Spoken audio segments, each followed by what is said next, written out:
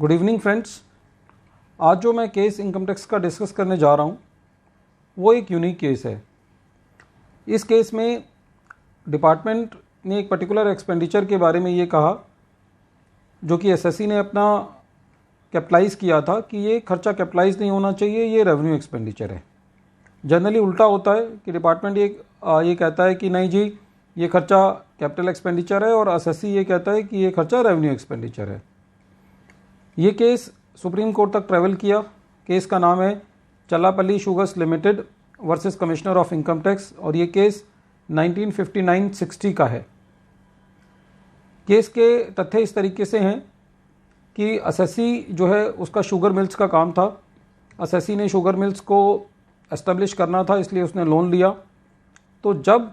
मशीनों ने अपनी कमर्शियल प्रोडक्शन स्टार्ट करनी शुरू करी उस पीरियड तक के इंटरेस्ट को एसएससी ने कैपिटलाइज किया और उतने पार्ट पे डेप्रिसिएशन भी क्लेम किया क्योंकि उस इंटरेस्ट को कैपिटलाइज किया था। जब असेसिंग ऑफिसर साहब असेसमेंट कर रहे थे तो उन्होंने कहा कि ये इंटरेस्ट पार्ट कैपिटलाइज नहीं होना चाहिए और इस पे डेप्रिसिएशन जो है वो एसएससी क्लेम नहीं कर सकता और डेप्रिसिएशन को असेसिंग ऑफिसर साहब ने डिसअलाउ कर दिया। बाद में जब ये matter assistant commissioner of appeals के पास गया, उस time assistant commissioner of appeals होता था, सीआईटी अपील नहीं होता था, तो उन्होंने जो है वो इस जजमेंट को रिवर्स कर दिया, ईओ के ऑर्डर को रिवर्स कर दिया और आईटीएटी ने भी जो है वो ये कहा कि ये खर्चा जो है वो कैपिटल एक्सपेंडिचर है। बाद में डिपार्टमेंट हाई कोर्ट गया और हाई कोर्ट ने जो है वो फिर सीआईटी आईटीएटी के जो डिसीजन था उसको रिवर्स कर दिया और ये कहा कि ये खर्चा जो है वो रेवेन्यू एक्सपेंडिचर है। इसलिए एसएससी जो है वो सुप्रीम कोर्ट के सामने अपनी गुहार लेकर के गया। इस केस में जो डिपार्टमेंट अपनी दलील दे रहा था उस खर्चे को रेवेन्यू एक्सपेंडिचर करार करने के लिए, वो ये कह रहा था कि एसएससी ने ये इंटरेस्ट हर साल देना है, ये रेगुलर एक्सपेंडिचर है, तो इसलिए चाहे वो प्री प्रोडक्शन के पीरियड का हो या उसके बाद का हो, इससे कोई फ़र्क नहीं पड़ता, ये खर्चा जो है वो रेवेन्यू एक्सपेंडिचर लिया जाना चाहिए।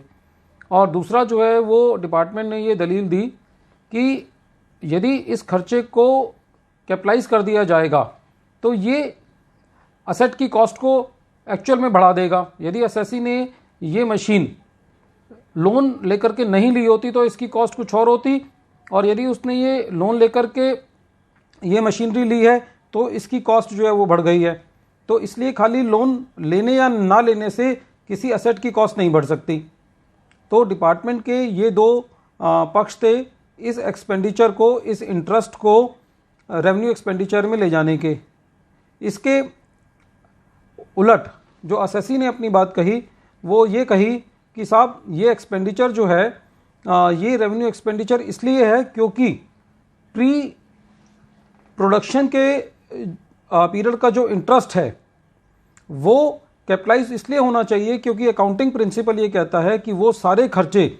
जो कि मशीन को फर्स्ट टाइम यूज़ करने तक किए जाते हैं वो सारे कैपिटलाइज होने चाहिए। और दूसरी बात एसएससी ने ये कही कि एक्चुअल कॉस्ट को इनकम टैक्स में डिफाइन नहीं किया गया। जहाँ पे इनकम टैक्स अपनी किसी चीज़ की डेफिनेशन को नहीं देता वहाँ पे उस डेफिनेशन को लिया जाना चाहिए जो कि एक कॉमन आदमी ये समझता है कि उसको किसी और पक्ष में नहीं लेता।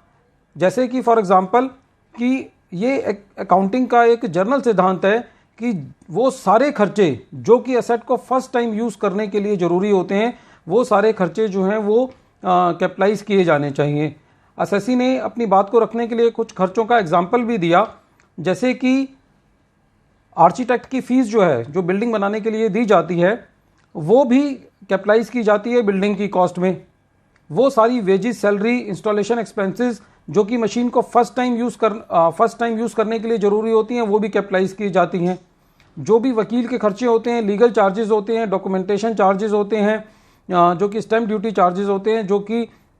लैंड बिल्डिंग को ख़रीदने के लिए किए जाते हैं, वो सारे खर्चे भी जो हैं वो कैपिटलाइज किए जाते हैं। तो जब ये मैटर सुप्रीम कोर्ट ने सुना और दोनों पक्षों के आर्गुमेंट्स को सुना तो सुप्रीम कोर्ट ने ये डिसीज़न दिया कि डिपार्टमेंट की इस बात को नहीं माना जा सकता कि यदि कोई एसएससी कोई मशीनरी इंटरेस्ट पे लेता है तो खाली उसकी कॉस्ट बढ़ जाती है। इस वजह से इस खर्चे को जो है वो रेवेन्यू एक्सपेंडिचर नहीं लिया जाना चाहिए। और उन्होंने सुप्रीम कोर्ट ने कहा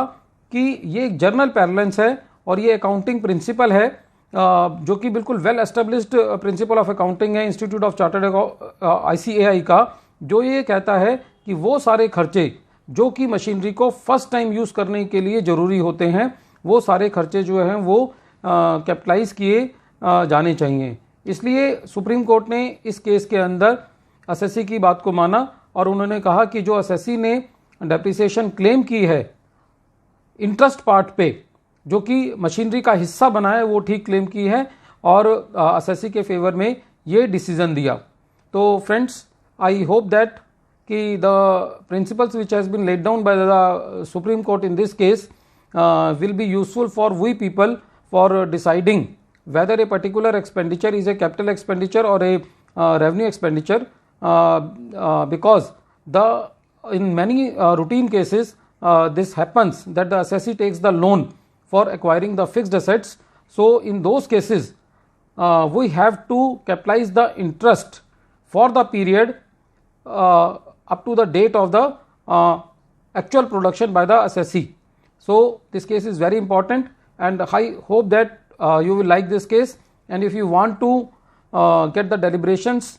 from me on the various cases, then you can subscribe my channel so that you can get the regular